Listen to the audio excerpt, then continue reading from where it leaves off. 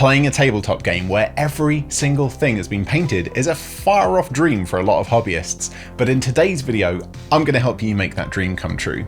HeroQuest is a classic fantasy game, fun for all the family, but one of the biggest turn-offs for getting every single thing inside painted up is the sheer volume of furniture pieces that come in the game. 16 open doors, 5 closed doors, 3 bookcases, 3 chests, 2 tables, a weapon rack, a stretching rack, a sarcophagus, an alchemist table, an altar, a fireplace, and a throne. That's 36 miniatures. More than your average hobbyist is probably going to paint in a whole year. No worries though, because in this video I'm going to show you how to get them all painted up in just a few evening sessions using a very limited palette of a dozen or so paints and very beginner friendly techniques. Hi, my name's Guy, by the way, you're watching Midwinter Minis, and if you're new to miniature painting, getting the lovely but honestly less important furniture models painted first will help you get used to the core concept of painting miniatures before you try painting the more difficult monster or hero figures. In the first video of this series, I showed you how to clean the models and prep them for paint, from cleaning the worst mold lines and fixing the warping, to adding basing details and getting them primed. If you haven't watched that video yet, maybe just pause this video now, go check that out, and rejoin us when you're ready to go. And if you're ready to go, let's begin. So we're starting with a flat grey primer on everything here, as that's going to do the lion's share of the colour for the door frames, and also be a nice neutral colour to work from on the other bits and bobs. For this project, you can use whatever kind of palette you like. For big projects like this, I prefer to use a hard palette, and I also prime that too with the same spray paint I use on the minis.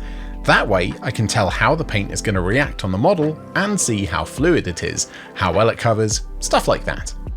To begin with, we're going to start by adding some tonal variety to the areas that are going to be grey stone.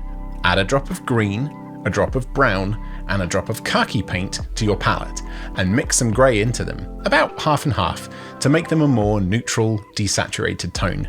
Thin them with a bit of water, and slop these faint colours randomly all over the stone doorways, and any other stone elements like the sarcophagus, the stretching rack, the altar top, the fireplace bricks.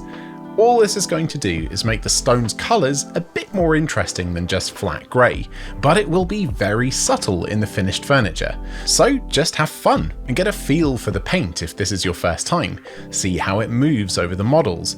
Get used to thinning the paint so that it flows nicely, goes into the crevices, but doesn't start to pool. If you want to trim a few minutes off your process, you can skip this step entirely if you like, but for the small amount of effort, I think it's worth it. Now let's do some brown base coating.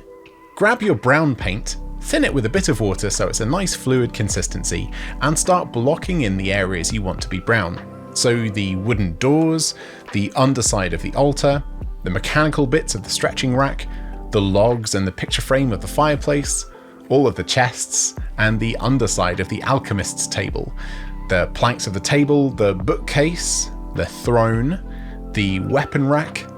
I mean, apart from the open doorways and the sarcophagus, almost everything has something brown on it. This stage probably takes the longest. Base coating often does, but just stick with it and we'll get onto the much more fun parts soon, don't worry. There's obviously no need for accuracy at all here. If you paint over the edges of stuff you want to be grey later, like the frames of the doors, no worries, we can fix that up later. It's best to be quick and rough at this stage to save yourself some time and some sanity. Next up, we'll switch to our khaki paint, and sticking with your regular base coating brush, we're going to pick out some of these smaller areas, like some of the handles on the racked up weapons, the pages of the ancient book on the altar, the raggedy cloth on the stretching rack, the pieces of parchment on the apothecary's table, and the paper edges of the books in the bookcase. Now let's grab our bony off-white paint, and using this we'll base coat the candlesticks. You can paint the flame too, no worries. And speaking of flame, we'll also base coat the flame of the fireplace, just so that it's a nice bright colour to work from later. We'll paint the animal skulls on the bookshelves, and the skeletal arm on the stretching rack. We are getting a bit more fiddly with the areas here, so if you want to switch out to your detail brush, that's absolutely fine. But remember, it's okay to make mistakes. I'm making plenty, but we'll revisit everything with some grey and brown again in a minute to tidy things up, so go easy on yourself. Now, grabbing whatever fun colours you like, I'm using green, dark blue and red, paint the bottles on the apothecary's table. Any of the emblems on the racked up shields you like, hard to go wrong with a red lion. Paint the cushions on the throne a deep red or a green, nice and regal, and then pick out some of the book covers on the 2 bookcases with random spots of colours. Paint both bookcases at once, and try to mix up the placement of the colours so each bookcase looks a bit different from the other. Now, let's get a bit more fiddly and paint the metal trim on the wooden furniture. For this style of furniture, I'd recommend going for a black wrought iron look. That might just be because that's the style of furniture I personally have in my house and I love it, but it also looks great and it's pretty easy to paint. Take your time here and use the shapes of the details and the shape of your brush to help you out. Use the side of your brush to glance against the raised details, rather than poking at them with the tip of the brush. You'll find the paint not only goes on a bit easier, but this technique does a lot of the hard work for you. Again, don't worry about little mistakes here and there, just make sure you cover all the door hinges, handles, the little studs, the hinges and handles on the bookshelves, the edges and the feet of the tables, and some of the random book covers too. We're also going to paint the entire mantle and surround of the fireplace. One of the trickier parts of this black stage, where you'll definitely want to use your detail brush, is on the trim and handles of the chests. Lots of little bits to cover here, and there's 3 of them, so take your time, remember to breathe, and enjoy yourself. This is a hobby after all. The last couple of things I base coated black were one of the swords on the rack, like it was in its sheath, the emblem on the right hand shield, and the iron fittings on the stretching rack, like the shackles, chains, and handles on the mechanism. Okay then, that's most of the tricky stuff base coated. Now we can go back to our main 2 colours, grey and brown, and take a few minutes fixing any big mistakes we made. Here I'm fixing the brown doors around the areas I was a bit sloppy with the black. Let's fix that table leg, the bookshelf, and some grey on that table, and around the inside edge of the door frame. Easy breezy. As I said, don't be too hard on yourself, mistakes are part of the process. Once you're happy that all of your colours are pretty solid and the edges are relatively neat, but before we paint any metallic colours, let's do a thing called dry brushing.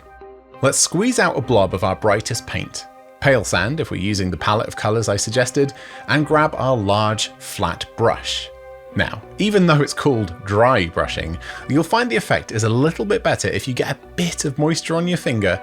Just dunk your finger in your paint water pot, and then smush the bristles around a bit on your finger. It won't make the brush wet, but it'll make it less dry and scratchy.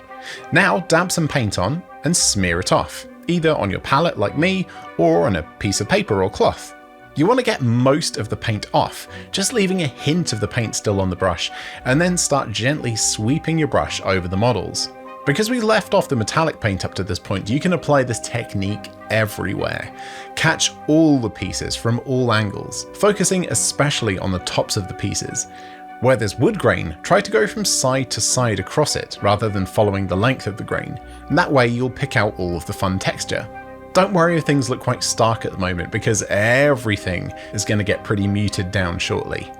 You see what a striking effect this has on the doors and the rocky parts? Amazing, and so easy. Make sure to give the books on the shelves a thorough dry brushing to catch all the details on those covers. Wow, what a difference. Now if you feel like the paint isn't going that far, don't be afraid to do the moist finger trick again and liven up the bristles.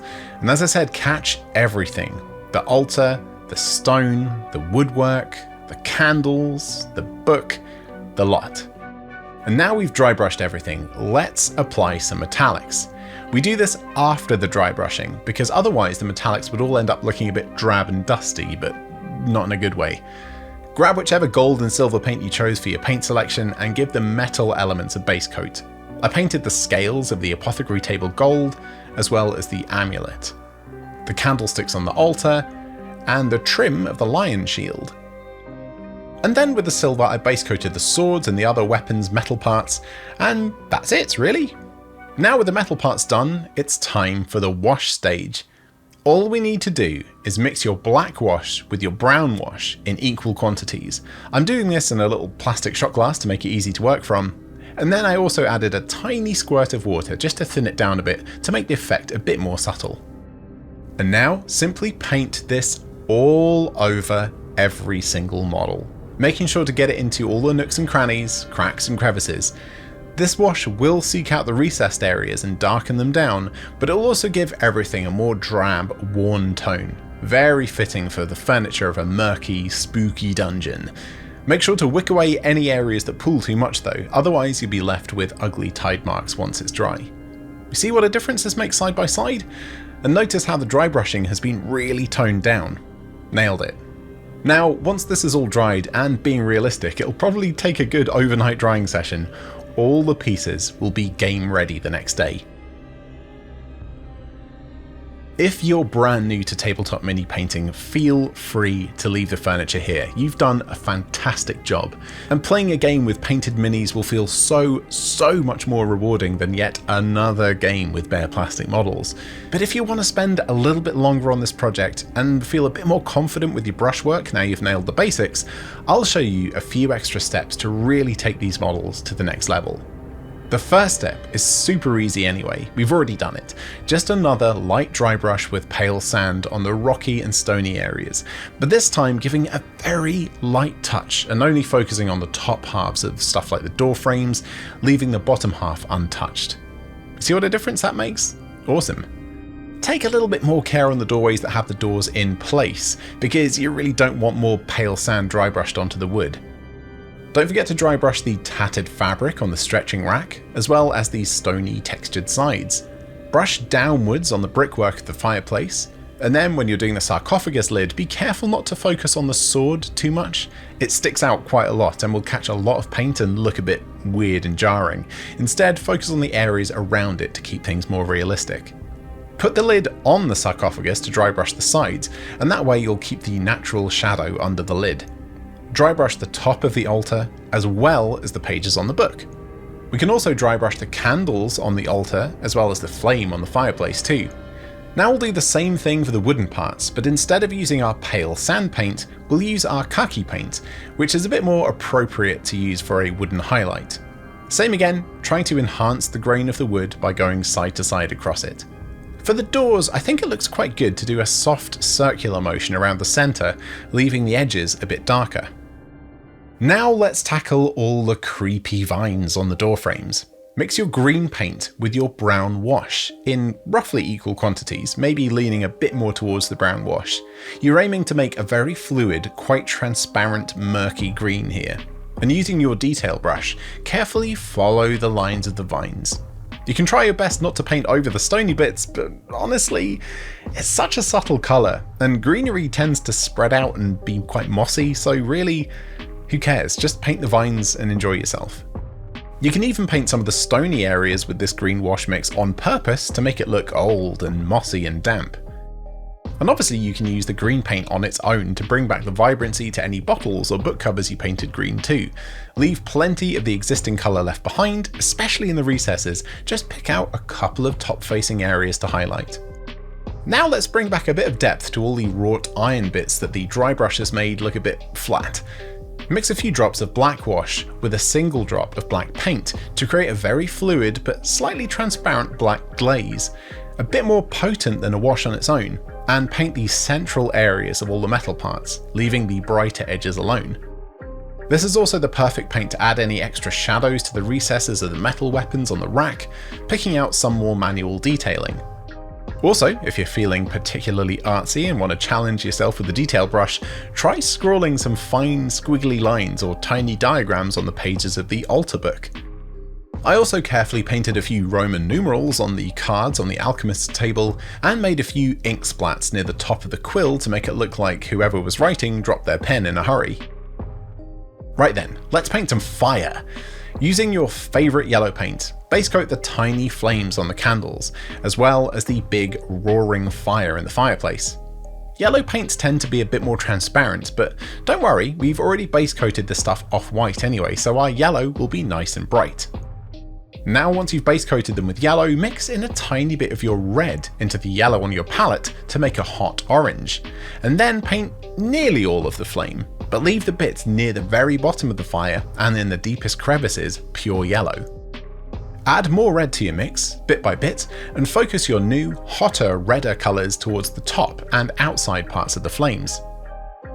Once you get to pure red, why not paint the gem of the amulet with this colour too? And the fabric of the seat, if you originally painted it red, as well as the inside portion of the lion emblem on the shield too. Now we're going to grab some of that black glaze mix we just used and add a few tiny little speckly dots towards the tips of the roaring flame, just to make it look like it's kind of sooty and smoky. Now you can also darken down the areas of the logs that are touching the flame too, making them look burnt and charred. Almost there, just a few more little steps. Let's mix khaki with pale sand to make a lighter highlight for the handles of the weapons. You'd be surprised just how much a difference a tiny stroke with a lighter colour in the right spot makes. Nice. You can also use this colour to pick out a couple of small highlights on the arm bones on the stretching table, as well as the quill on the apothecary table, and the animal skull on the bookshelves too. I thought it also might be fun to give one of the doors and one of the empty door frames a gold keystone at the top of the arch, so that whoever's playing the role of Zargon on your games might like to use to indicate a special room, or just to lure you into a trap. A quick gold base coat and then a wash with brown wash should do just fine. While we've got that brown wash out, let's also run a quick bit around the edges of any brown elements like the doors to deepen the shadows, and don't be afraid to use your finger to smooth out the edges. The fireplace obviously has a picture frame above it. Now feel free to paint a tiny masterpiece there, but if you're lazy like me, why not just print out a cool picture, cut it to size and stick it down with PVA glue. I asked the abominable intelligence to make me a stupid Renaissance style portrait of my dog Nessa as a queen, and boy did it deliver. Print print, chop chop, stick stick. I also printed out a scale accurate version of the original 80s HeroQuest board, cut it out and stuck it down to one of the tables. I'm sure my gaming group will appreciate it. Now before we call it done, it might be a good idea to spend a few minutes applying a varnish to all these models to knock down the shine that some of the washes gave, but to also add protection to the paint jobs. These are game pieces after all, and while I'm sure you'll store them away very carefully, they're going to get used, and HeroQuest is a great game to introduce younger players to more sophisticated board games. Let's be honest, you never know who might get their hands on them. Ooh, a little chair. Wow, picture of Nessa. Look at the fire. There we go. All 36 HeroQuest furniture models painted up to a nice tabletop level of detail, all set to deepen the immersion of your gaming experience. And it just took you a couple of evenings and not a million billion years. As I said, by keeping the number of colours to a minimum, applying everything in a certain order, and by keeping the technique simple, you can easily do this. Yeah, you can easily do this, even if you've never picked up a paintbrush before. These HeroQuest furniture models are the perfect thing to test out your skills on and grow as a painter.